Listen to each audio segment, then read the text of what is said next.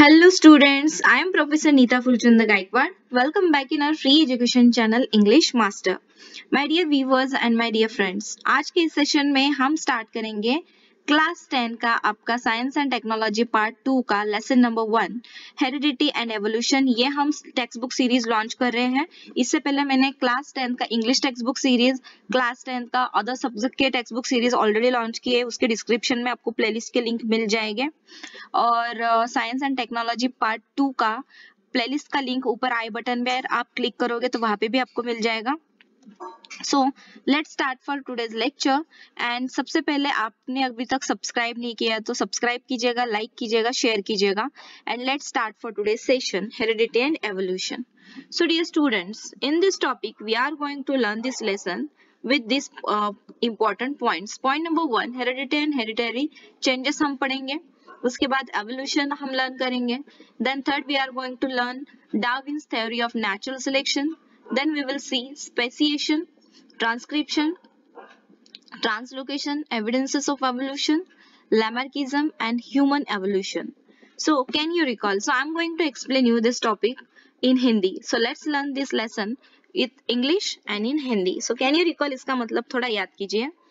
Point number 1, question number 1 जो आपको पूछा गया है, that is which component of the cellular nucleus of living organisms carries hereditary characters? यानी कि सजीवों में कोशिका केंद्रक में आनुवंशिक गुणधर्म का वहन करने वाला कौन सा घटक है? Then question number 2, what do we call to the process of transfer of physical and mental characters from parents to the progeny? यानी कि अपने माता पिता के शारीरिक तथा मानसिक लक्षणों को संतान में संक्रमित होने वाली प्रक्रिया को क्या कहते हैं? And question number 3 is which are the components the DNA molecule? DNA molecule यानी कि डीएनए का जो अणु है ये किस घटक से बना हुआ है? सो इन सभी के आंसर्स अभी हम इस पहले पॉइंट में लर्न करेंगे। Point number 1, let's learn heredity and hereditary changes. यानी कि हमें हिंदी में आपको इसका मीनिंग बताती हूँ। इसका मतलब है अनुवांशिकता। हेरिडिटी यानी कि अनुवांशिकता एंड हेरिडिटरी चेंजेस यानी कि अनुवांशिक बदल। You know that heredity is the transfer of biological characters from one group to another via genes. यानी कि एक पीढ़ी के जैविक लक्षण जनकों द्वारा दूसरी पीढ़ी तक संक्रमित होने की प्रक्रिया को अनुवांशिकता कहते हैं। ये आप तो जानते हैं। यहाँ पर देखिए कि ये जो Gregor Johan Mendel is the pioneer of the modern genetics. Gregor Johann Mendel is pioneer of the modern genetics. One liner question में आ सकता है, बहुत ही इंपॉर्टेंट ये सेंटेंस है, इसको आप लिख लीजिएगा। आधुनिक आनुवंशिकी का प्रारंभ ग्रेगर जोहान्स में डेलिस वैज्ञानिक ने किया। It took a long time to understand the conclusions of his research about heredity. और इसे उन्होंने लंबी अवधि तक संशोधन करके हेरिडिटी यानी कि अनुवांशिकता के विषय में निष्कर्ष खोज निकाला। In 1901, the reasons behind the sudden changes were understood due to the mutational theory of Hugo de Vries. So यहाँ पर इन्होंने बताया है कि इतना जो समय उनको लगा, ठीक है, अनुवांशिकता में के विषय में निष्कर्ष निकालने, 1901 में ह्यूगो द वीर्स इनके उत्परिवर्तन सिद्धांत द्वारा अचानक होने वाले परिवर्तन के पीछे का कार्य कारण भाव समझ में आ गया। Meanwhile, in 1902 में Walter Sutton observed the paired chromosomes in the cells of grasshopper. अभी देखिए यहाँ पर 1902 में क्या हुआ? 1902 में वॉल्टर सटन ने जो ग्रासहॉपर है यानी कि जो कण खजूरा है उसकी कोशिका में गुणसूत्रों की जोड़ी के स्वरूप में उसको देखा। मीनवाइल उसी के दौरान यहाँ पर जो वॉल्टर सटन ऑब्जर्व है, उन्होंने 1902 में जो क्रोमोसोम्स के पेयर्ड है ये कहाँ पे देखे? ग्रासहॉपर में देखे। अंटिल तब तक then it was not known to anyone. जब तक ये सबको पता नहीं था तब तक उन्होंने ये खोज तो की। उसके बाद research started in the direction of finding the nature of genetic material when it was proved that genes are carried via chromosomes. अभी देखिए ये जो तब तक ये किसी को भी मालूम नहीं था और यहाँ पर जनकों का वहन गुणसूत्रों द्वारा होता है, यह सिद्ध होने के कारण ही आनुवंशिक सामग्री पहचानने की दिशा में खोज शुरू हो गई। उसके बाद through which 1944 trio of scientists Oswald Avery, Maclean McCarthy and Colin McLeod wrote that except viruses, all living organisms have DNA as genetic material. तब तक देखिए स्टूडेंट्स क्या हुआ कि 1944 इसी आधार पर 1944 इस वर्ष ओजवाल्ड एवरी, मैकलिन मैकार्थी और कॉलिन मैकलॉयड इन्होंने क्या किया कि तीनों ने कुछ विषाणुओं को छोड़कर सभी सजीवों में डीएनए ही आनुवंशिक सामग्री होती है, ये उन्होंने सिद्ध किया। अभी इन 1961 द फ्रेंच जेनेटिक्स, अभी 1961 में जो फ्रेंच जेनेसिस्ट है तो उनका नाम था Francois Jacob and Jacques Monod. They proposed a model for process of protein synthesis with the help of DNA in bacterial cells. तो इन्होंने क्या किया 1961 में 1961 में फ्रांस के फ्रैंकाइस जैकब तथा जैक मोनार्ड इन आनुवंशिकी वैज्ञानिकों ने जीवाणुओं की कोशिका में डीएनए द्वारा होने वाले प्रोटीन संश्लेषण प्रक्रिया की प्रतिकृति उन्होंने तैयार की। So it helped to uncover the genetic codes hidden in DNA और इससे क्या हुआ कि डीएनए अणुओं में छिपे जनुकीय संकेतों को समझने में मदद हो गई। Thereby the technique of recombinant DNA technology emerged which has vast scope in the field of genetic engineering. अभी देखिए इसी से जनुकीय अभियांत्रिकी दृष्टि से अमाप क्षमता वाली पुनः संयोजी डीएनए तकनीक विकसित हो गई। अभी यहाँ पर देखिए the science of heredity is useful for diagnosis, treatment and prevention of hereditary disorders, production of hybrid varieties of animals and plants and in industrial process in which microbes are used. तो आनुवंशिक विकृतियों का निदान करने के लिए, प्रतिबंध एवं नियंत्रण करने के लिए, उपचार के लिए, उसी प्रकार प्राणी संकर एवं वनस्पति संकर करने के लिए सूक्ष्म जीवों का जहाँ उपयोग होता है, ऐसी औद्योगिक प्रक्रियाओं के लिए आज आनुवंशिकता का उपयोग किया जाता है। तो ये जो हेरिडिटी की जो टेक्नोलॉजी है, इससे हेरिडिटी का जो ये आनुवंशिकता का जो एक रिसर्च हुआ, इससे इन सारी जो डिफरेंट फील्ड्स है वहां पर ऐसे इसका उपयोग हुआ। तो अभी हम देखेंगे what is transcription, what is translation and what is translocation. इससे पहले आपको कुछ याद करना है। Number 1, sketch and explain the structure of DNA and various types of RNA. तो आपको डीएनए एवं आरएनए के प्रकारों की आकृतियां बनानी है और उसकी जानकारी देनी है। नंबर 2, आपको क्या करना है, explain the meaning of genetic disorders and give names of some disorders, यानी कि आनुवंशिक विकृति अर्थात क्या यह बताकर उसके नाम आपको बताने हैं। सो अभी देखिए, with the help of RNA, the genes present in the form of DNA participate in the functioning of cell and thereby control the structure and functioning of the body. DNA में पाए जाने वाले जो जनुक हैं, आरएनए की मदद से कोशिकाओं के कार्य में भाग लेते हैं। उसी प्रकार वह शरीर की रचना एवं कार्यों पर नियंत्रण रखते हैं। Information about protein synthesis is stored in the DNA and synthesis of appropriate protein as per requirement is necessary for body. अभी देखिए कि जनुकों में प्रथिनों के निर्मित संदर्भ में जानकारी संग्रहित होती है तथा योग्य प्रकार के प्रथिनों की समय समय पर होने वाली निर्मित शरीर के लिए बहुत ही आवश्यक है। These proteins are synthesized by DNA through the RNA। और यहाँ पर ध्यान में रखिएगा कि इन प्रथिनों की निर्मित डीएनए के कारण आरएनए के माध्यम से होती है। This is called as central dogma. इसको क्या कहते हैं, this is called as central dogma. तो इसे ही यहाँ पर सेंट्रल डॉग्मा कहते हैं। mRNA is produced as per the sequence of nucleotides on DNA। तो डीएनए में स्थित जनुकों की जो श्रृंखलानुसार mRNA का निर्माण होता है। Then only one of the two strands of DNA is used in this process। और यहाँ पर यह निर्मित होते समय डीएनए के दो धागों में से एक का उपयोग इस कार्य के लिए होता है। The sequence of nucleotides in mRNA being produced is always complementary to the DNA strand used for synthesis। तो यहाँ पर देखिए और एक चीज बताई है कि डीएनए के यहाँ पर जो निर्मित होने वाला जो mRNA है, ठीक है, उस अणु में तथा वह निर्मित करने के लिए उपयोग में लाया गया डीएनए का धागा, इन दोनों में से न्यूक्लियोटाइड्स का क्रम एक दूसरे के पूरक होता है। बिसाइड्स, इसके अलावा there is uracil in RNA instead of thymine of DNA. तो साथ ही डीएनए के थाइमिन के स्थान पर एमआरएनए में यूरेसिल होता है। This process of RNA synthesis is called as transcription, और इसी प्रोसेस को क्या कहते हैं, आरएनए निर्मित करने की इसी प्रक्रिया को ट्रांसक्रिप्शन का मतलब होता है प्रतिलेखन। हिंदी में मैं आपको इसका मीनिंग बताती हूँ, इसे कहते हैं प्रतिलेखन। सो आई होप कि आपको ट्रांसक्रिप्शन का जो है ये टॉपिक कवर हो गया यहाँ पर। लेट्स चेक, यहाँ पर कुछ आपको इमेजेस दिखाए हैं 1.3, 1.1 and 1.2। 1.1 is related with transcription, यहाँ पर आप देख सकते हैं, इसे आप ट्रांसक्रिप्शन यानी प्रतिलेखन हम इसे कहेंगे।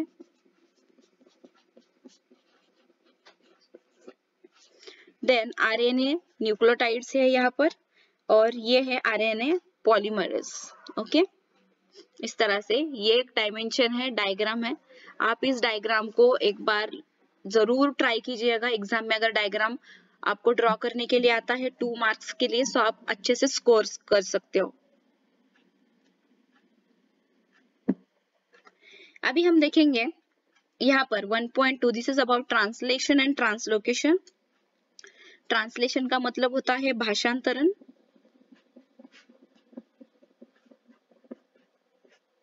ओके, और ट्रांसलोकेशन का मतलब होता है स्थानांतरण।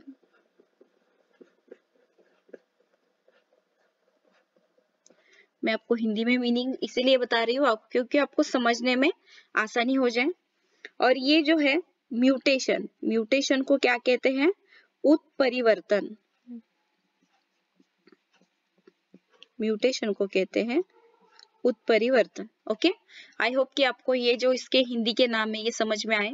तो चलिए अभी लेसन कंटिन्यू करते हैं। ये तो हमने डायग्राम्स चेक कर लिए, मैंने आपको बता दिया कि इसे क्या कहते हैं। So now let's learn the mRNA formed in nucleus comes in, यहाँ पर देखिए कि the mRNA formed in nucleus comes in cytoplasm. So कोशिका केंद्रक में निर्मित होने वाले mRNA कोशिका द्रव्य में आता है। It brings in the coded message from DNA, और ये क्या करता है, वो आते समय DNA के ऊपर के सांकेतिक संदेश लेकर आता है। The message contains the codes for amino acids, और इस संदेश में अमीनो अम्ल के लिए संकेत होते हैं। The code for each amino acid consists of 3 nucleotides. प्रत्येक अमीनो अम्ल के लिए पाए जाने वाला संकेत कोड ये 3 न्यूक्लियोटाइड के समुच्चय के स्वरूप में होता है। It is called a triplet codon, और इसे ही क्या कहते हैं, ट्रिपलेट कोडॉन कहते हैं। अगर एग्जाम में क्वेश्चन आएगा तो आपको समझ में आना चाहिए व्हाट इज ट्रिपलेट कोडॉन। तो आपको ये 3 to 4 लाइंस में इसका आंसर लिखना पड़ेगा। अभी हम आगे लर्न करेंगे। Dr. Hargovind Khurana, a scientist of Indian origin, has made an important contribution in discovery of triplet codons for 20 amino acids. भारतीय वंश के डॉक्टर हरगोविंद खुराना, इन्होंने सभी 20 अमीनो अम्लों के लिए पाए जाने वाले कोडॉन के खोज के कार्य में महत्वपूर्ण भूमिका निभाई है। For this work he has been awarded with the Nobel prize in 1968 along with 2 other scientist, और इसी खोज के लिए उन्हें 1968 में अन्य 2 वैज्ञानिकों के साथ नोबेल पुरस्कार मिला है। Each mRNA is made up of thousands of triplet codons. प्रत्येक mRNA यह हजारों कोडॉन से बना होता है। As per the message on mRNA, amino acids are supplied by the tRNA. तो उसके ऊपर के संदेशानुसार प्रोटीन की निर्मित करने के लिए लगने वाले अमीनो अम्ल की पूर्ति करने का काम tRNA करता है। कौन करता है, tRNA करता है। And for this purpose, tRNA has anticodon having complementary sequence to the codon on mRNA. और इसके लिए mRNA के ऊपर जिस प्रकार का कोडॉन होता है उसके पूरक क्रम वाला एंटीकोडॉन tRNA पर होता है। This is called as translation, और इसी क्रिया को ट्रांसलेशन या फिर भाषांतरण कहते हैं। ठीक है, अगर एग्जाम में क्वेश्चन आता है व्हाट इज ट्रांसलोकेशन, तो आपको यहाँ से लेके यहाँ तक फिर वो आंसर लिखना मैंडेटरी है। The amino acids brought in by tRNA are bonded together by peptide bonds with the help of RNA. तो यहाँ पर कहा है कि इस दरम्यान कि टीआरएनए के द्वारा लाए गए एमिनो अम्लों की पेप्टाइड बंध से श्रृंखला बनाने का कार्य कौन करता है? आरआरएनए। ड्यूरिंग दिस प्रोसेस, इसी क्रिया के दौरान the ribosome keeps on moving from one end of mRNA to other end by the distance of one triplet codon. और यहाँ पर क्या होता है, इस दरम्यान राइबोसोम एमआरएनए के एक सिरे से दूसरे सिरे तक एक एक ट्रिपलेट कोडॉन के अंतर में सरकता है और इसी क्रिया को क्या कहते हैं? This is called as translocation. So इसी को क्या कहते हैं? ट्रांसलोकेशन का आंसर आपको यहाँ से यहाँ तक लिखना होगा।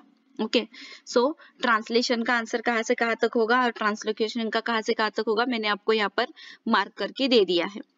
यहाँ से लेकर यहाँ तक ये रहेगा ट्रांसलोकेशन का आंसर और यहाँ से लेकर यहाँ तक ट्रांसलेशन का। Such many chains come together to form complex proteins. Such many chains come together to form complex proteins. यही प्रोटीन सजीवों के शरीर में क्या करते हैं? प्रोटीनों की ऐसी अनेक श्रृंखलाएं एक साथ जुड़ने के कारण जटिल प्रोटीनों के अणु बनते हैं। These proteins control various functions in the body of living organism and their appearance too.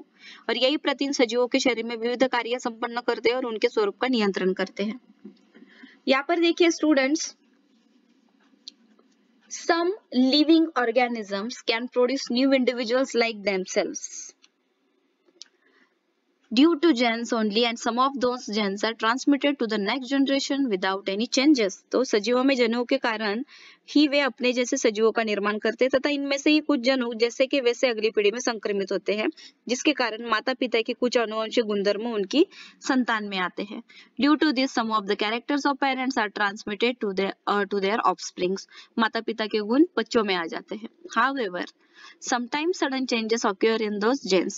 कभी कभी क्या होता है, इन जनुकों में अचानक परिवर्तन हो जाता है। Sometimes any nucleotide of the gene changes its position that causes a minor change which is nothing but the mutation. So जनुक का कोई न्यूक्लियोटाइड अचानक अपनी जगह बदलता है, इस कारण जो छोटा सा परिवर्तन होता है उसे ही क्या कहते हैं? म्यूटेशन कहते हैं, यानी कि उत्परिवर्तन कहते हैं। Some mutations may be minor but some may be considerable. इसमें उत्परिवर्तन कभी सूक्ष्म तो कभी लक्षणीय होता है। एग्जाम्पल के लिए, म्यूटेशन में cause the genetic disorders like sickle cell anaemia. उत्परिवर्तन के कारण सिकल सेल एनीमिया जैसे जनुकीय विकृतियों का निर्माण हो जाता है। कैन यू रिकॉल, क्या आप बता सकते हो बच्चों? Question number 1, what is the function of the appendix of our digestive system? हमारे पाचन संस्थान में पाए जाने वाला अपेंडिक्स यानी आंत्रपुच्छ होता है, इस अवयव का कार्य क्या है? Then are our wisdom teeth really useful for chewing the food? क्या हमें अक्ल दाढ़ का वास्तव में उपयोग भोजन को चबाकर खाने के लिए होता है क्या? Then question number 3, why did the huge animals like dinosaur become extinct? Dinosaur जैसे महाकाय प्राणी नष्ट क्यों हुए?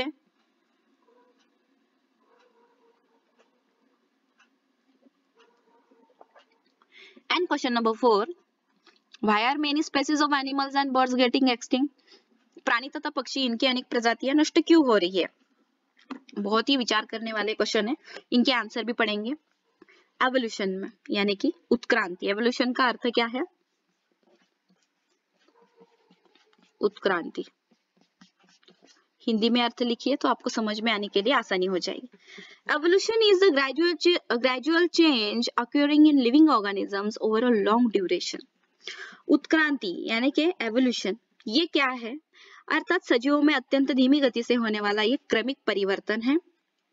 This is a very slow going process through which development of organisms is achieved. यह प्रक्रिया अत्यंत धीमी एवं सजीवों का विकास साध्य करने वाली प्रक्रिया है। All the stages and changes occurred in various components ranging from stars and planets in space to the biosphere present on the earth should be included in the study of evolution. यानी कि अंतरिक्ष के ग्रह तारों से लेकर पृथ्वी पर विद्यमान सजीव सृष्टि में होने वाले परिवर्तन के अनेक चरणों का विचार उत्क्रांति अध्ययन में करना आवश्यक है। Formation of new species due to changes in specific characters of several generations of living organism as a response to natural selection is called as evolution. और प्राकृतिक चयन की अनुक्रिया के लिए सजीवों में किसी एक वर्ग के विशिष्ट लक्षणों में अनेक पीढ़ियों का परिवर्तन होने की जो प्रक्रिया होती है, जो नई प्रजाति का निर्माण होता है, इसे ही हम एवोल्यूशन यानी उत्क्रांति कहते हैं। 3.5 बिलियन ईयर्स अगो यानी कि 350 करोड़ वर्ष से पहले life had been non existent on the earth. करीब करीब 3.5 अरब वर्ष पूर्व पृथ्वी पर किसी भी प्रकार के सजीवों का अस्तित्व नहीं था। At the beginning, there may have been only simple elements in the ocean, on the earth, and simple type of organic and inorganic compounds may have been formed from those. Inorganic and organic compounds, यानी कि प्रारंभ में अत्यंत सरल सरल तत्व रहे होंगे और उनके जैविक तथा अजैविक प्रकार के सरल सरल यौगिक बने होंगे, और complex compounds like proteins and nucleic acids may have formed over the long period from those simple compounds. और यहाँ पर देखिए कि उनके धीरे धीरे जटिल जैविक यौगिक जैसे प्रथिन और केंद्र काम्ल निर्मित हो गए और उसी से ही जैविक अजैविक पदार्थों के मिश्रण से मूल स्वरूप के प्राचीन कोशिकाओं का निर्माण हुआ और प्रारंभ में आसपास के रसायनों का भक्षण कर उनकी संख्या में अभिवृद्धि हो गई। First primitive type of cells may have been form from the mixture of different types of organic and inorganic compounds. इनसे पहले जो जीव है उनका निर्मित हो गया। नंबर ऑफ दो cells may have increase at the cost of surrounding chemicals, और बाद में उनके नंबर्स इंक्रीज हो गए। देयर में had been some differences among those cells, and according to the principles of natural selection, some may have shown good growth and some may have perished which could not adjust with the surroundings। तो इसका मतलब है कि कोशिकाओं में थोड़ा बहुत अंतर होगा तथा प्राकृतिक चयन के सिद्धांतानुसार कुछ की अच्छी वृद्धि हो गई तो सजीव आसपास की परिस्थिति के समायोजन स्थापित नहीं कर सके, उनका विनाश हो गया होगा। At present, वर्तमान काल में crores of species of planets and animals with huge diversity regarding shape and complexity are present on the earth। आज की तारीख में पृथ्वी तल पर वनस्पतियों एवं प्राणियों की करोड़ों प्रजातियां हैं। उनके आकार एवं जटिलता में काफी डिफरेंस आपको डाइवर्सिटी यानी कि विविधता दिखती है। Animal diversity ranges from the unicellular amoeba and paramecium to man and giant whale. तो यहाँ पर क्या बताया है बच्चों, ध्यान में रखिएगा कि सूक्ष्म एक कोशिकीय अमीबा पैरामीशियम से लेकर महाकाय देव मछली तक उनका विस्तार हमें यहाँ पे दिखाई देता है। The plant diversity consist of various species ranging from unicellular chlorella to the huge banyan tree. वनस्पति में एक कोशीय क्लोरेला से विस्तीर्ण बड़े बरगद के पेड़ तक अनेक प्रकार की वनस्पतियों की जातियां पृथ्वी पर विद्यमान है। The life exist on earth everywhere from equator to both the poles. और जो पृथ्वी पर सभी जगह विषुववृत्त रेखा से दोनों ध्रुवों तक सजीवों का अस्तित्व हमें दिखाई देता है। Organisms are present at all the places like air, water, land, rock, etc. और अति प्राचीन काल से यहाँ पर देखिए कि हवा, पानी, जमीन, पत्थर, इन सभी जगहों पर हमें ऑर्गेनिजम्स यानी कि सजीव दिखते हैं। Humans have shown curiosity about the origin of life and reason for such a great diversity in life present on the earth since ancient period। अति प्राचीन काल से मानव को इस पृथ्वी पर सजीवों का निर्माण कैसे हुआ एवं उनमें कितनी विविधता कहाँ से आई होगी, इस विषय में उत्सुकता है। Different theories about origin and evolution of life have been proposed till today, of which theory of gradual development of living organisms is accepted। सजीवों का उद्गम और विकास से संबंधित विविध उपपत्ति के सिद्धांत आज तक प्रस्तुत किए गए। इनमें से सजीवों की उत्क्रांति अथवा सजीवों का क्रम विकास यह सिद्धांत सर्वमान्य हुआ है। ग्रेजुअली एक्सेप्टेड यानी gradual development of living organism is accepted यानी कि सजीवों की उत्क्रांति अथवा सजीवों का क्रम विकास यह सिद्धांत सर्वमान्य हुआ है।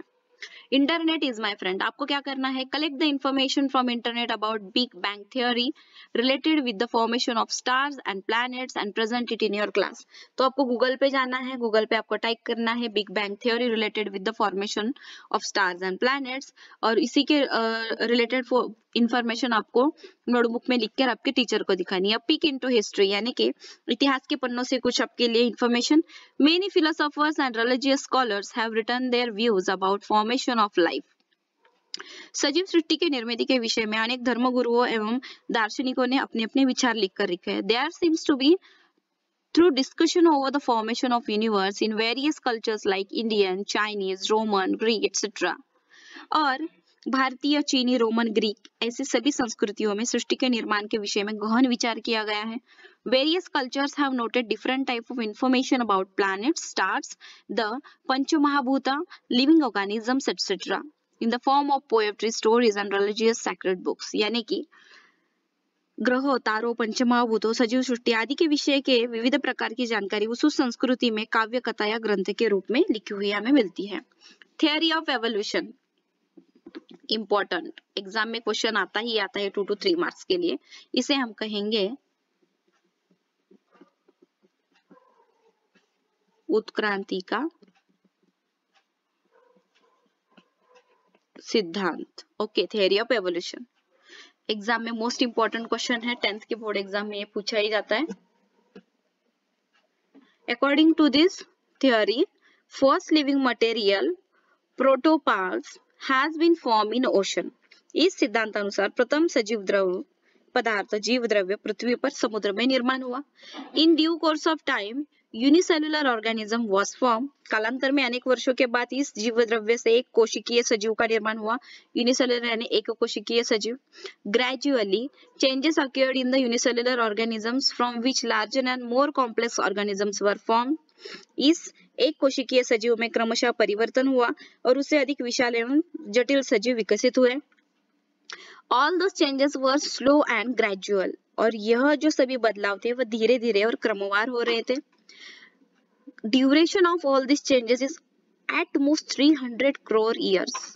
और इस विकास की समयावधि लगभग 300 करोड़ वर्ष की है।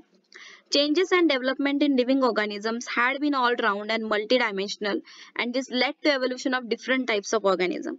सजीवों में बदलाव तथा विकास यह सर्वव्यापी और सभी अंगों में होता गया तथा इसी के अनेक प्रकार के सजीव अस्तित्व में आ गए।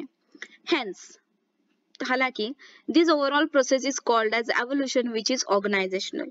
इसी कारण इस पूरी प्रक्रिया को क्रम विकास अथवा उत्क्रांति कहते हैं। Progressive development of plants and animals from the ancestors having different structural and functional organization is called evolution। जो संगठनात्मक उत्क्रांति है, भिन्न रचना तथा कार्य वाले पूर्वजों से वनस्पति तथा प्राणियों का गतिशील विकास, इसे क्या कहते हैं? एवोल्यूशन यानी उत्क्रांति। Evidences of evolution, evidences of evolution यानी कि उत्क्रांति का प्रमाण। एविडेंस का मतलब होता है प्रमाण, यानी कि जो आपको एविडेंस है कि जिससे आधार पे आप सिद्ध कर सकते हो। Collective thinking upon all above mentioned theories implies that evolution is everlasting process of changes. उपर्युक्त सिद्धांत का एकत्रित रूप से विचार करने पर हम यह कह सकते हैं कि उत्क्रांति या नियमित रूप से होने वाले परिवर्तन की अखंडित प्रक्रिया है। हाउएवर, हालांकि it needs proof to prove it. Proof तो लगता ही है, प्रमाण की आवश्यकता तो है प्रूव करने के लिए। Following are various proofs available in support of the theories mentioned above.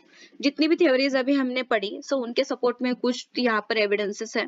उसमें है मॉर्फोलॉजिकल एविडेंसेस यानी कि बाह्य रूपिकीय आकारिक प्रमाण, इसे हम कहेंगे। Observe the following images and note the similarities between given animal images and plant। so हमने इसमें से similarities चेक करनी है। so look at the nose, ये तीनों की नोज, इनकी जो आंखें है, ठीक है।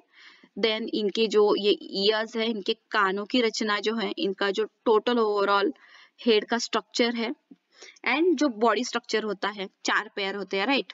सो in the fruits also, fruits के जो लीव्स है यहाँ पर, देन यहाँ पर फ्रूट्स में अलग अलग प्रकार के शेप्स है। Okay, there are different kinds of shapes and कुछ टेस्ट भी होता है, राइट। सो मॉर्फोलॉजिकल एविडेंसेस में हमें क्या बताया गया है? Various similarities like structure of mouth, position of eye, structure of nostrils and ear pinna and thickly distributed hairs on body are seen in animals, whereas similarities in characters like leaf shape, leaf venation, leaf petal, etc. occur in case of plants। तो जैसे कि मैंने पहले आपको यहाँ पर mark करके दिखाया है कि प्राणियों के जो ये चेहरे की रचना है, उनके आंखों का स्थान है, नाक के जो छिद्र है, कान की रचना है, शरीर के ऊपर जो इनके यहाँ पर आपको ये घने बाल जो दिख रहे हैं, ठीक है, आदि समान विशेषताएं प्राणियों में दिखाई तथा पत्तियों का यहाँ पर जो आकार है, ये जो इनके वेन्स है, ठीक है, उनका जो शिरा विन्यास है, पर्णदंड, पत्तियों की रचना आदि समान विशेषताएं वनस्पतियों में दिखाई देती है। This indicates that there are some similarities in those group and hence it proves that their origin must be same and must have common ancestors। तो इससे हमें क्या पता चलता है स्टूडेंट्स? इससे हमें ये पता चलता है कि इसी कारण उनका जो उद्गम समान है, यानी कि उनका जो ओरिजिन है, जहाँ से वो निर्मित जहाँ से उनकी हुई, वो पूर्वज से उत्क्रांतित हुए होंगे, यह सिद्धांत यहाँ पर होता है।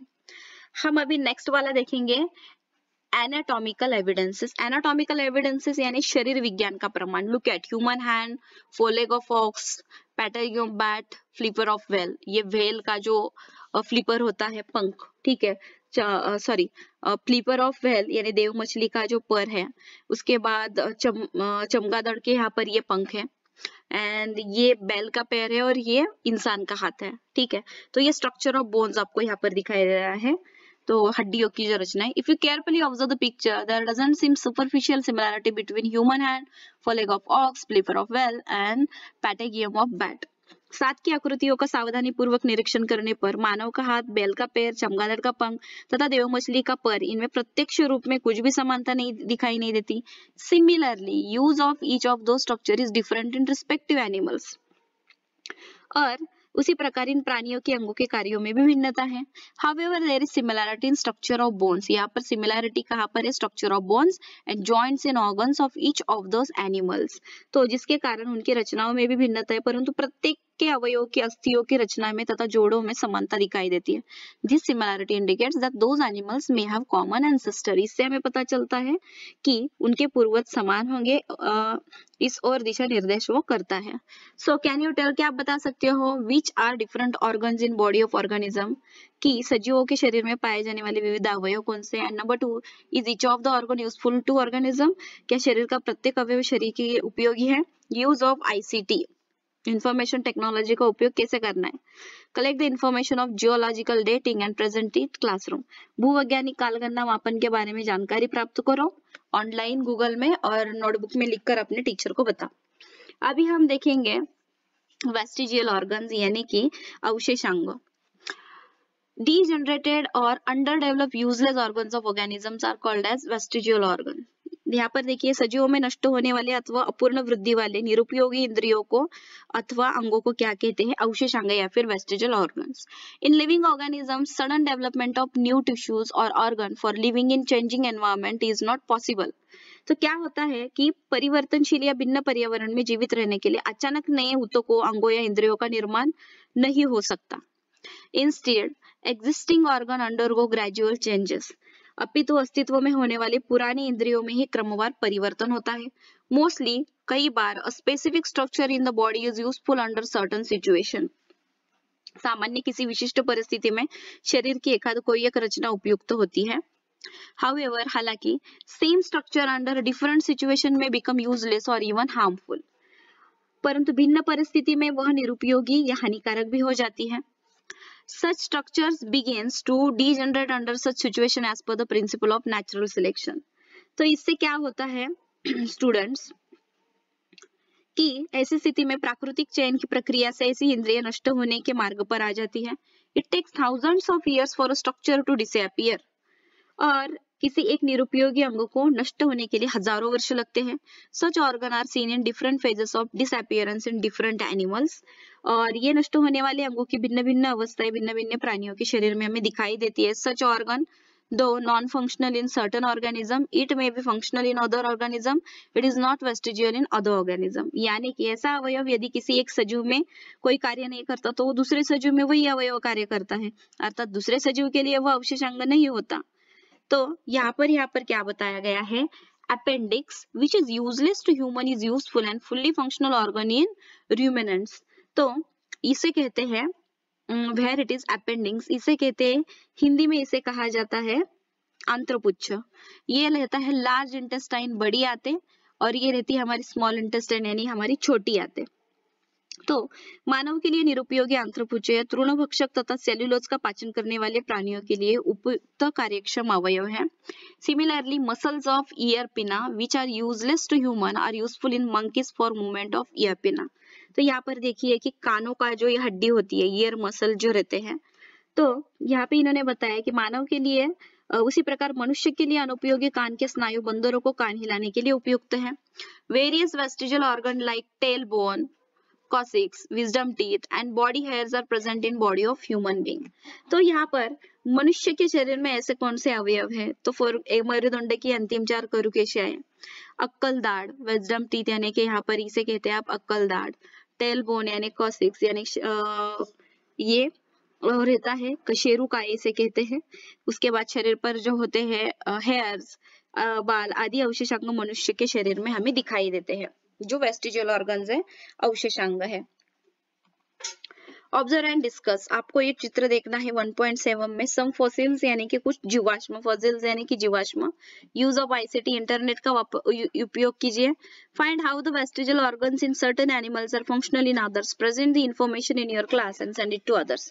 तो आपको क्या करना है, गूगल करना है vestigial organs in certain animals, how the vestigial organs in certain animals are functional in others. ये आपको ढूंढना है और लिखकर आपके क्लास में आपको प्रेजेंट करना है। तो अभी हम देखेंगे नंबर 4। तो इसे कहेंगे पैलियोंटोलॉजिकल एविडेंसेस, यानी कि हिंदी में हम इसे कहेंगे जीवाश्म विज्ञान।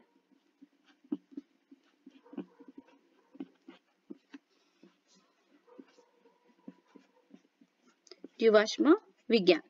A question may arise in your mind, आपके दिमाग में आ रहा होगा, this which organism exist millions of years ago। आपको ऐसा प्रश्न निर्माण कि करोड़ों वर्ष पूर्व कौन से सजीव अस्तित्व में थे, आप कैसे बता सकते हैं।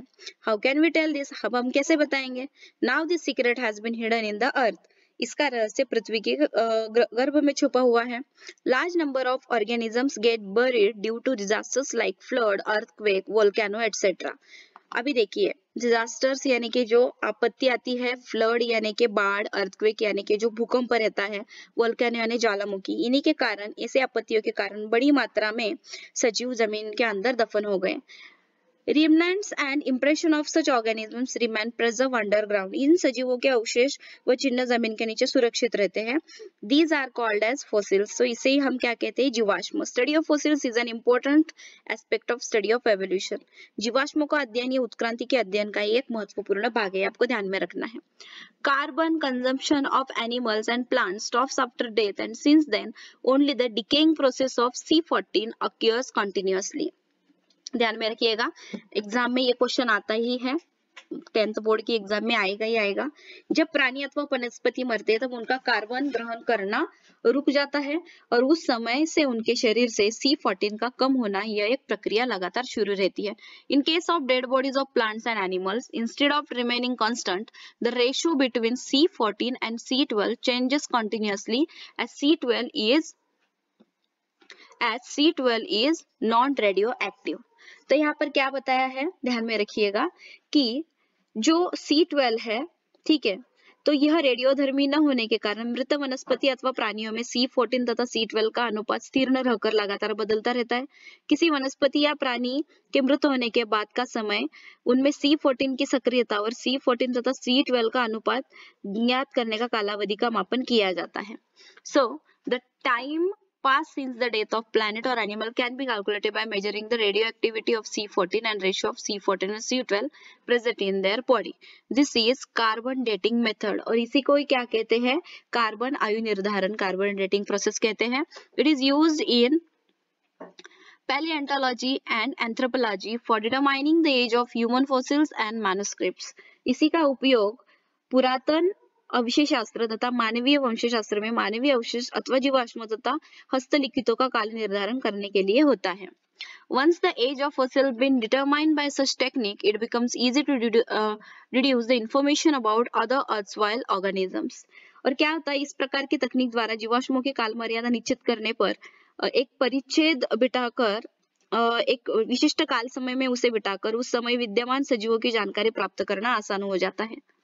It seems that vertebrates have been slowly originated from invertebrates। यानी कि इसी आधार पर असमपृष्ठरज्जु प्राणियों से धीरे धीरे समपृष्ठरज्जु प्राणियों का उद्गम निर्माण होता है, यह हमें दिखाई देता है। यहाँ पे देखिए 1.8 सेडिमेंट्री रॉक्स एंड फॉसिल्स, यानी अवसादी चट्टानें। ये है पुराजू महाकल्प, यानी कि इसको आप पेलेजोइक एरा कहेंगे, इसे कहेंगे मेसोजोइक एरा, ये है सेनोजोइक एरा। एंड हर एक एरा में यहाँ पर देखिए, ये है invertebrates in this era, in which era, this are in the Palaeozoic era, तो इन्हें हम समपृष्ठरज्जु कहेंगे। उसके बाद यहाँ पर है एम्फीबिया पीसेस, यानी कि सरीसृप उभयचर मत्स्य। रेप्टाइल्स यानी ये जो सांप वगैरह जो रहते हैं जमीन पर सिरकने वाले, सो ये आ जाता है मेसोजोइक एरा में। एव्स, बर्ड्स एंड ममाल्स, यानी कि ये आ जाता है सेनोज़ोइक एरा में, यानी कि जो पंछी है या फिर जो प्राणी है, पक्षी या फिर सस्तन हम बोलते हैं वो। अभी यहाँ पर देखिए introduction to scientist. Carbon dating method is based on the radioactive of naturally occurring C14 and it is developed by Willard Libby। तो अभी यहाँ पर देखिए कि Willard Libby okay, Willard Libby ने 1954 में ये कार्बन डेटिंग प्रोसेस विकसित की। He has been awarded with Nobel prize in 1960 for this invention. 1960 में उन्हें इसके लिए नोबेल प्राइज मिला। The age of the materials determined by this method are published in the journal radio carbon. So ये Willard Libby का photograph है। इन्हें इसके लिए व्हाट वी सेड कि नोबेल प्राइज भी मिला है और रेडियो कार्बन नामक पत्रिका में उन्होंने उसके अलग अलग पदार्थों के आयुर्मान भी प्रसिद्ध किए हैं। कनेक्टिंग लिंक्स, यानी कि अभी इसमें कनेक्टिंग लिंक्स कौन सी है, जोड़ने वाली कौन कौन सी लिंक्स आ जाती है, तो ये डकबिल प्लेटिपस है, ये लंगफिश है और ये पेरिपेटस है। यानी कि है डकबिल प्लेटिपस, लंगफिश और peripatus. Some animals with special characteristics, इनमें कुछ आपको अलग विशिष्ट प्रकार के प्राणी हैं। Some plants and animals show some morphological characters by which they can be related to to different groups. यहाँ पर क्या बताया है कि कुछ वनस्पति और प्राणियों में कुछ शारीरिक लक्षण इस प्रकार के होते हैं कि उनकी सहायता से उनका दूसरों से भिन्न समूहों से संबंध जोड़ा जाता है, इसलिए उन्हें संयोजी कड़ी कहते हैं। Hence they are called as connecting links, संयोजी कड़ी यानी कि एक दूसरे को जोड़ने वाले। Example peripatus, characters like segmented body, thin cuticle and parapodia like organs are present. यानी कि पेरिपेटस इस प्राणी में सखंड कृमि प्राणियों जैसे खंडभूत अंग है, पतली उपचर्म तथा पार्श्वपाद है, ये अवयव, और उसी प्रकार से प्राणियों में संधिपाद प्राणियों की तरह श्वास नलिका और खुला रक्त परिसंचरण संस्थान पाया जाता है। Similarly, these animals show tracheal respiration and open circulatory system similar to arthropods। यानी कि जो जमीन पर रेंगने वाले प्राणी है और जो घूमने वाले प्राणी, इस तरह से ये सारे फीचर्स इसमें दिखाई देते हैं। This indicates that peripatus is connecting link between Annelida and Arthropoda. ये एग्जाम में क्वेश्चन आ सकते हैं वन लाइनर में। तो इससे स्पष्ट होता है कि पेरिपेटस है एनिलोडा की तरह अंडे देता है, परंतु दुग्ध ग्रंथि और शरीर पर बाल के कारण स्तनधारी प्राणियों से संबंध दर्शाता है। Duck-billed platypus lays eggs like reptiles but shows relationship with mammals due to the presence of mammary glands and hairs। यानी कि ये अंडे भी देता है और दूध भी पिलाता है बच्चों को। Lungfish performs respiration with lungs irrespective of being fish। तो यहाँ पर देखिएगा लंगफिश यह मछली होने पर भी फेफड़े द्वारा श्वसन की क्रिया करता है। These examples indicate that mammals are evolved from reptiles and amphibians from fishes। इस उदाहरण से स्तनधारी प्राणी से, सरीसृप प्राणियों से और उभयचर प्राणी से, मत्स्य वर्ग के प्राणियों से उत्क्रांतित हुए होंगे, यह निर्धारित होता है। ऑब्जर्व एंड डिस्कस, यहाँ पर देखिएगा फिश का बच्चा इस तरह से फर्स्ट प्रोसेस में होता है, सेकेंड स्टेज में, and this is the third. Like ये सैलामेंडर का भी, उसके बाद टॉर्टोइज यानी कछुआ, ये चिकन मुर्गी का बच्चा इस तरह से होता डेवलप होता जाता है। सुअर का पिग का बच्चा इस तरह से डेवलप होता है, काऊ का भी इस तरह से डेवलप होता है, रैबिट का भी इस तरह से डेवलप होता है और इंसान का बच्चा भी इस तरह से डेवलप होता है। तो यहाँ पर देखिए बच्चों कि carefully observe the stages of embryonic development of some animals. यहाँ पर आपको क्या एक जैसा दिख रहा है, एम्ब्रियोलॉजिकल एविडेंसेस यानी कि भ्रूण विज्ञान का प्रमाण, भ्रूण,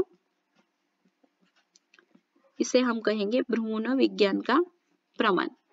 Comparative study of embryonic and development stage of various vertebrates given in the picture shows that all embryos show extreme similarities during initial stages and those similarities decrease gradually। इससे क्या पता चलता है कि विविध समपृष्ठ रज्जु प्राणियों के भ्रूण वृद्धि के विभिन्न स्तरों का तुलनात्मक अध्ययन करने पर ऐसा दिखाई देता है कि इनकी जो फर्स्ट स्टेज है, प्रारंभिक अवस्था जो है वो एक जैसी दिखाई देती है, उसके इसमें समानता तो है, और विकास के अगले चरण में यहाँ पर फिर ये डेवलपमेंट में अलग अलग इसमें आपको प्रोसेस दिखाई देता है। यानी कि प्रारंभिक अवस्था की समानता से सभी प्राणियों के पूर्वज एक ही हो गए, ऐसा हमें प्रमाण मिलता है। Similarities in initial stages indicate the common origin of all this animals, कि इनके पूर्वज एक जैसे ही होंगे, ये हमें दिखाई देता है। जो इनकी शुरुआत की स्टेज है वहां से हमें ये पता चलता है। Darwin's theory of natural selection, very most important point exam के दृष्टिकोण से। डार्विन का प्राकृतिक चयन का यह सिद्धांत है, ये आपको लर्न करना बहुत ही इंपॉर्टेंट है बच्चों, तो आपको इसको लर्न करना ही पड़ेगा। एग्जाम में 4 मार्क्स के लिए क्वेश्चन आता है, तो चलिए मैं आपको ये बढ़ा देती हूँ अभी। Charles Darwin had collected innumerable specimens of plants, and depending upon the observation of those specimens, he published the theory of natural selection, which preaches the survival of fittest. यानी कि चार्ल्स डार्विन ने विविध प्रदेशों के वनस्पति प्राणियों के असंख्य नमूने इकट्ठा किए, उसका निरीक्षण किया, और जो सक्षम होता है वही अपने अस्तित्व को बनाए रखता है, यह बताने वाला प्राकृतिक चयन का सिद्धांत उन्होंने प्रसिद्ध किया. फॉर दिस पर्पज, इसी कार्य हेतु Darwin had published a book title Origin of Species. तो आपको ये क्वेश्चन आएगा, Origin of Species, this book is written by whom, और Darwin's which book is published. ठीक है, सो इसको आप कहेंगे ओरिजिन ऑफ स्पीसीज. ये जो बुक है ये चार्ल्स डार्विन ने प्रसिद्ध की है. While explaining the concept, Darwin says that all the organisms reproduce prolifically. तो यहाँ इसमें स्पष्टीकरण देते हुए डार्विन कहते हैं कि सभी सजीव असंख्य मात्रा में पुनरुत्पादन करते हैं. All the organisms compete with each other in a life-threatening manner. इसी प्रतियोगिता में जीतने के लिए जो सजीव आवश्यक गुणधर्म दर्शाता है वही जीवित रहता है. In this competition only those organisms sustain which show the modification essential for winning the competition.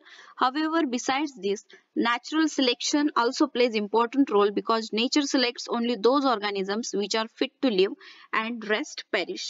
इस प्रतियोगिता में जीतने के लिए सजीव आवश्यक गुणधर्म तो दर्शाता है वही जीवित रहता है, परंतु प्राकृतिक चयन भी महत्वपूर्ण होता है. यानी कि नेचर को भी आपने उतना ही उसमें भी आप उतने डेवलप होने चाहिए, क्योंकि प्रकृति में केवल अनुकूल सजीव ही जीवित रहते हैं, बाकी नष्ट हो जाते हैं.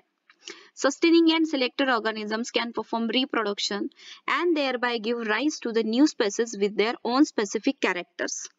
तो यहाँ पर जीवित सजीव पुनरुत्पादन कर सकते हैं तथा अपनी भिन्न विशेषताओं के साथ वह नई प्रजाति का निर्माण करते हैं. Darwin's theory of natural selection was widely accepted for long duration. Darwin का प्राकृतिक चयन का सिद्धांत यह बहुत दिनों तक सर्वमान्य रहा. However, some objections were raised against the theory, some of the main objections, और इस पर भी कुछ ऑब्जेक्शंस आ गए, विरोध आ गए. For example, number 1, natural selection is not the only factor responsible for evolution. प्राकृतिक चयन ये एकमात्र मुद्दा उत्क्रांति का आधारभूत अंग नहीं है. Number 2, Darwin did not mention an explanation about useful and useless modification.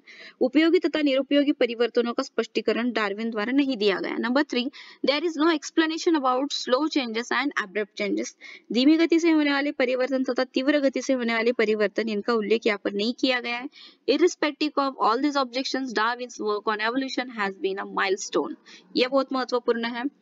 इन्हीं कारणों अभी देखिए कि फिर भी डार्विन द्वारा उत्क्रांति के विषय में किया गया कार्य ये एक मील का पत्थर साबित हुआ है, यानी कि माइलस्टोन. यानी कि इसको आप बहुत ही इंपॉर्टेंट स्टडी करके इस पर ही बाकी की चीजें डिपेंड है. फॉर एग्जांपल, ये चार्ल्स डार्विन जी का फोटोग्राफ है. Introduction to scientist Charles Robert Darwin इनका नाम. इनका पीरियड था 1809 to 1882. This English biologist propose the theory of evolution. इस अंग्रेज जीवशास्त्री ने उत्क्रांति का सिद्धांत पेश किया. He showed that all the species of living organisms have been gradually evolved over the period of thousands of years from common ancestor. उन्होंने प्रतिपादित यह किया कि सजीवों की सभी प्रजातियां एक समान पूर्वजों से क्रमशः एवं हजारों वर्षों के कालखंड में विकसित हुई है. He proposed that principle of natural selection is responsible for this evolution. और इस विकास के लिए प्राकृतिक चयन का सिद्धांत जिम्मेदार होता है, ऐसा उन्होंने साबित किया. अभी यहाँ पर देखेंगे हम लैमार्किज्म. ओके, लैमार्कवाद इसको हम कहेंगे. Jean Baptiste Lamarck proposed that morphological changes occurring in living organisms are responsible for evolution, and the reason behind those morphological changes is activities or laziness of that organism. अभी Charles Darwin जी के बाद यहाँ पर देखिए, उत्क्रांति होते समय सजीवों के शरीर रचना में परिवर्तन होता है, और यह परिवर्तन उस सजीव द्वारा किए गए प्रयत्न अथवा किए गए आलस पर निर्भर होता है, ऐसा सिद्धांत यहाँ पर निकाला गया. He called this concept as principle of use or disuse of organ. और उन्होंने इंद्रियों को उपयोग अनुपयोग सिद्धांत भी इसको कहा. ठीक है, जीन बैप्टिस्ट लैमार्क, इन्होंने यह सिद्धांत हमें बताया. ये इनका फोटोग्राफ है, इनका टाइम पीरियड है. Jean Baptiste Lamarck 1744 to 1829. Lamarck proposed that the activities of the organisms are responsible for their evolution. बराबर है, अगर आप एक्टिव रहोगे तो ही आप टिकोगे, इस तरह से उन्होंने बताया. This French naturalist proposed that each animal or planet undergoes some changes in its lifespan, and those changes are transferred to the next generation, and and such changes occur in next subsequent generation too. कि ये जो French वैज्ञानिक थे इन्होंने बताया कि प्रत्येक प्राणी अथवा वनस्पति अपने जीवन काल के दरमियान परिवर्तित होते हैं और उनकी अगली पीढ़ी में ये परिवर्तन पहुंचाना चाहते हैं और अगली प्रत्येक पीढ़ी में ऐसे परिवर्तन होते ही रहते हैं, यानी कि वो आने वाली पीढ़ी में आगे चले जाते हैं. Further, he said that the neck of giraffe has become too long due to browsing on leaves of tall plants by extending their neck for several generations. यहाँ पर उन्होंने कहा कि ये जिराफ है, ठीक है. So उन्होंने ऐसा कहा कि इन्होंने अपनी गर्दन तानकर पेड़ों के ऊपर की पत्तियां खाने के कारण लंबी गर्दन वाला ये बन गया. उसी प्रकार से उन्होंने कहा है similarly shoulders of the iron smith have become very strong due to frequent hammering movements, यानी कि लोहार के कंधे घनों के प्रकार से मजबूत हुए. उसके बाद उन्होंने ये भी कहा है कि wings of birds like ostrich, यानी कि जो शुतुरमुर्ग है, ठीक है, एंड जो ईमू नामक जो पक्षी है, इनके जो पंख हैं ये have become weak due to no use, कोई वापर ही उपयोगी नहीं है, इसके कारण उनके पंख बिना काम के हो गए. Legs of the birds like swan and duck have become useful for swimming due to living in water and snakes have lost their legs by modification in their body for burrowing habit. तो यहाँ पर क्या हो गया कि हंस बत्तखों के पैर पानी में रहने से तैरने योग्य हो गए और सांप ने बिल में जाने के योग्य शरीर रचना करते करते अपने पैर गंवा दिए. All these examples are types of acquired characters, इसको उपार्जित विशेषताएं कहते हैं, and are transferred from one to another generation, और ये एक पीढ़ी से आगे पीढ़ी में संक्रमित हुए. This is called as theory of inheritance of acquired character और लैमर्सिज्म. सो इसी को हम क्या कहते हैं, उपार्जित परिवर्तन के संक्रमण का सिद्धांत या फिर लैमार्कवाद इसे कहा जाता है. अभी देखिए हमने जिराफ तो देखा, यहाँ पर बताया है development of organs due to specific activities of their degeneration due to no use at all was widely accepted, but transfer of those characters from one generation to another was rejected. कि विशिष्ट स्वरूपों के प्रयत्नों से शरीर अंगों का विकास अथवा प्रयत्न करने के कारण धीरे धीरे नष्ट होना मान्य है, परंतु उसका पीढ़ी दर पीढ़ी संक्रमण अमान्य हुआ क्योंकि स्वयं में लाए गए परिवर्तन नई पीढ़ी को नहीं दिए जाते. Because it had been verified many times that modification brought in use are not transferred to next generation and thereby Lamarck's theory was disapproved. तो इसी के कारण इनकी जो लामार्क का जो सिद्धांत था यह गलत साबित हो गया. The living organism can transfer the characters which it has acquired to the next generation. This is called ancestry of acquired characters. सजीवों के जीवन काल में जो विशिष्टताएं उन्होंने संपादित की है वे संतान की ओर संक्रमित हो सकती है और इसे ही संपादित गुणों का अनुवंश कहते हैं. आपको एक इंफॉर्मेशन कलेक्ट करनी, गूगल करना है. Collect the pictures and information about various species of monkeys from internet. monkeys की अलग अलग जो species है उनके बारे में आपको information निकालनी है. Speciation का मतलब क्या होता है बच्चों? जाति उद्भव. एंड ह्यूमन एवोल्यूशन का मतलब होता है मानवीय उत्क्रांति. तो हम स्पेसिएशन पढ़ेंगे. Formation of new species of plants and animals is the effect of evolution. प्राणियों और वनस्पतियों के विभिन्न जातियों का निर्माण यह उत्क्रांति का ही एक परिणाम है. Species is the group of organism that can produce fertile individual through nature, यानी कि प्राकृतिक निषेचन द्वारा फलनक्षम संतान निर्माण कर सकने वाला सजीवों के समूह को जाति या फिर स्पेसीज कहते हैं. Each species have grown in specific geographical condition. प्रत्येक जाति विशिष्ट भौगोलिक स्थिति में बढ़ती है. Their food, उनका खाना, habitat, reproductive ability and period is different. तो उनका आहार विहार, फलन क्षमता, प्रजनन क्षमता यह आदि भिन्न होता है. However, genetic variation is responsible for formation of new species from earlier one. और इसी कारण जाति विशेषताएं स्थायी बनी रहती है, परंतु एक जाति से दूसरी नई जाति का निर्माण होने के लिए जनुकीय बदलाव जिम्मेदार होता है.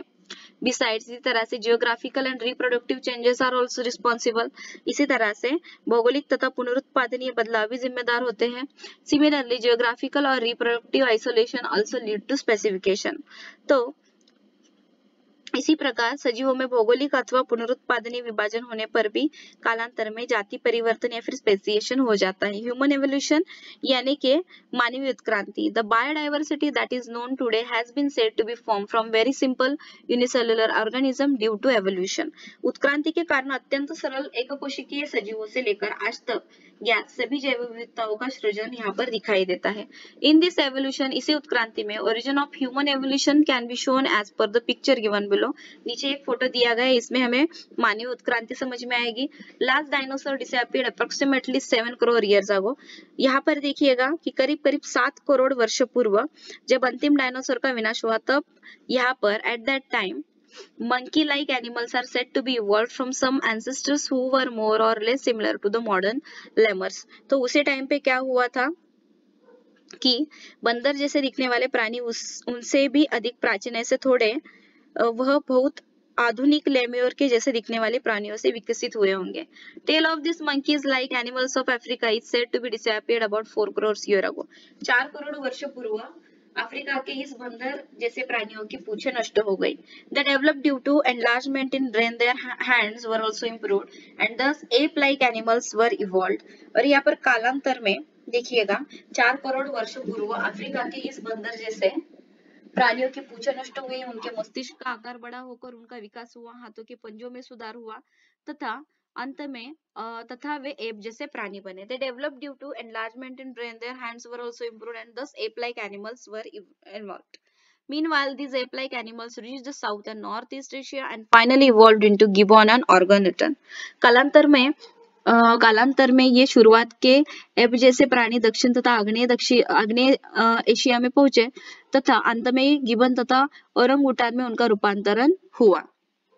Remaining ape-like animals stayed in Africa and from them gorilla and chimpanzee evolved about 2.5 crore years ago। यानी कि लगभग यहाँ पर देखिए कि शेष जो एप जैसे प्राणी अफ्रीका में स्थायी हुए हैं, उन्हें लगभग 2.50 करोड़ वर्ष पूर्व उनसे चिंपांजी तथा गोरिल्ला का उदय हुआ। Evolution of some of the 2 crore old species of ape seems to be occurred in different veg.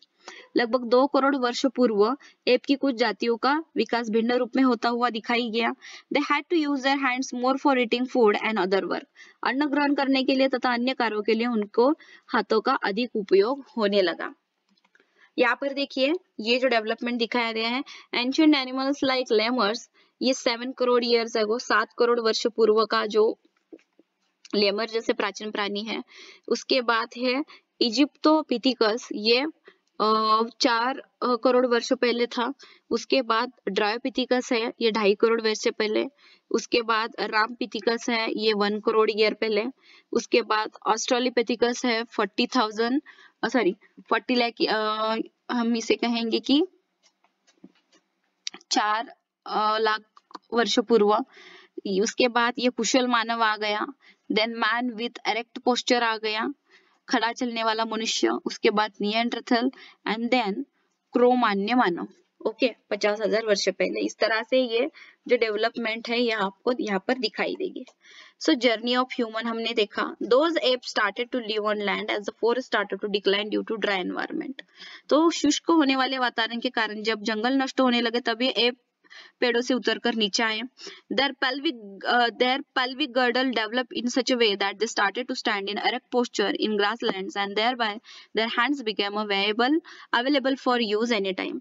और उनके कमर की जो हड्डियां हैं उनका विकास इस तरह से हुआ कि वे घास वाले प्रदेशों में सीधे खड़े रहने लगे और तब उनके हाथ किसी भी उपयोग के लिए स्वतंत्र हुए। एनी टाइम, कहीं पे भी वो उनका उपयोग करने लगे। This first human like animal with erect posture which were using their hands have evolved about 2 crore year ago. So यहाँ पर देखिएगा कि ये हाथों का उपयोग करने वाले, सीधे खड़े रहने वाले पहले मानव सदृश प्राणी लगभग 2 करोड़ वर्ष पूर्व अस्तित्व में आए। First record of human like animal is with us in the form of, यहाँ पर देखिएगा कि उन्होंने क्या बोला है कि मानव सदृश प्राणियों की सबसे पहली अभिलिखित हमारे पास है, जो कि पूर्व अफ्रीका और उत्तर भारत के रामापिथेकस यानी कि रामापिथेकस है from north India and east India. इन्होंने यहाँ पर कहा है कि इस एप की है। आफ्टरवर्ड्स, इसके बाद this ape grown up in size and became more intelligent and thus the ape of South Africa evolved about 40 lakh years ago. आगे चलकर यह आकार में बड़ा हुआ, उसकी बुद्धिमान हुआ। करीब 40 लाख वर्ष पूर्व दक्षिण अफ्रीका के एप का विकास हो गया। The morphology of this human-like animals started to appear like to be the member of the genus Homo about 20 lakh years ago and the skilled human developed। और करीब 20 लाख वर्ष पूर्व इस मानव सदृश प्राणी की रचना मानव इस प्रजाति के सदस्य जैसी अपने करीबी जैसी दिखाई देने लगी और इसी तरह से कुशल मानव तैयार हुआ। About 15 lakh years ago, human walking with erect posture was evolved. 15 lakh वर्ष पूर्व सीधे चलने वाले मानव का विकास हुआ। It may have existed in China and Indonesia of Asian continent. और उनका एशिया खंड के चीन तथा इंडोनेशिया इस भाग तक अधिवास रहा होगा। Development of human like this, इनकी जो ब्रेन है, look at the brain size, how they developed. Neanderthal Manav. Evolution of upright man continue in the direction of developing its brain for the period of about 1 lakh years and meanwhile it discovered the fire. करीब करीब 1 लाख वर्ष तक सीधे चलने वाले मनुष्य का मस्तिष्क बड़ा होने की दिशा में उनका विकास होते रहा तथा उसके अग्नि के उपयोग को उसने खोज निकाला. He discovered the fire. Brain of 50,000 years old man had been sufficiently evolved to the extent that it could be considered as member of the class wise man Homo sapien. देखिए करीब 50,000 वर्ष पूर्व के मानव का मस्तिष्क लगभग पूर्णतः विकसित हो चुका था और बुद्धिमान मानव यानी कि होमो सैपियन इस वर्ग का सदस्य मान्य हो चुका था. Neanderthal man can be considered as the first example of wise man. Neanderthal मानव या बुद्धिमान मानव इस वर्ग का पहला उदाहरण है. The Cro-Magnon man evolved about 50,000 years ago and afterwards this evolution had been faster than the earlier. करीब 50,000 वर्ष पूर्व क्रो-मैग्नन मानव अस्तित्व में आया तथा उसके बाद यह विकास पहले की अपेक्षा तीव्र गति से होता गया. About 10,000 years ago, Weizmann started to practice the agriculture. करीब 10,000 वर्ष पूर्व बुद्धिमान मानव खेती करने लगा. It started to rear the cattle herds and establish the cities. जानवरों के झुंड पालने लगा. उन्होंने बस्तियों का फिर निर्माण किया. Cultural development took place. उसके बाद संस्कृति का विकास हुआ. Art of writing was invented about 5,000 years ago and thus the history had been started. करीब 5,000 वर्ष पूर्व लिखने की कला का आविष्कार हुआ तथा इतिहास की शुरुआत हो गई. Modern sciences emerged about 400 years ago and industrial society was established about 200 years ago and now we have reached at this stage and still we are searching the details of the roots of human ancestry. करीब 400 वर्ष पूर्व आधुनिक विज्ञान का उदय हुआ. 200 साल पूर्व औद्योगिक समाज की शुरुआत हुई. अभी हम यहाँ तक है, फिर भी आज तक मानव वंश के उद्गम के विवरण की खोज जारी है. सो आई होप कि आज का ये सेशन आपको अच्छा लगा. ये 1 आवर का सेशन हुआ है बिकॉज ऑफ व्हाट कि मुझे आपको हर एक वर्ड और हर एक टॉपिक एक्सप्लेन करना था हिंदी में, इसलिए मैंने आपको एक्सप्लेन किया. आई होप कि आपको ये पूरा लेसन अच्छी तरह से समझ में आया है. आगे का लेसन भी हम इसी तरह से एक ही चैप्टर में एक ही सेशन में कवर अप करेंगे, जैसे कि समझ में आने के लिए. एक फ्लो में अगर आप पढ़ते हो तो आपको समझ में आता है. अगर आप थोड़ा थोड़ा पढ़ोगे तो आपको समझ में नहीं आएगा. आप इसको रिवाइज करके भी पढ़ सकते हो, पीछे की तरफ लेके भी पढ़ सकते हो, और आगे अगर आपको आपने पढ़ा है और आगे से पढ़ना है तो आगे फास्ट फॉरवर्ड करके भी आप पढ़ सकते हो. So this is the most useful session for your class 10th board examination. I hope आपको अच्छा लगा. सो जल्दी मिलता है नेक्स्ट लेक्चर में. तब तक के लिए take care. Thank you so much and bye bye.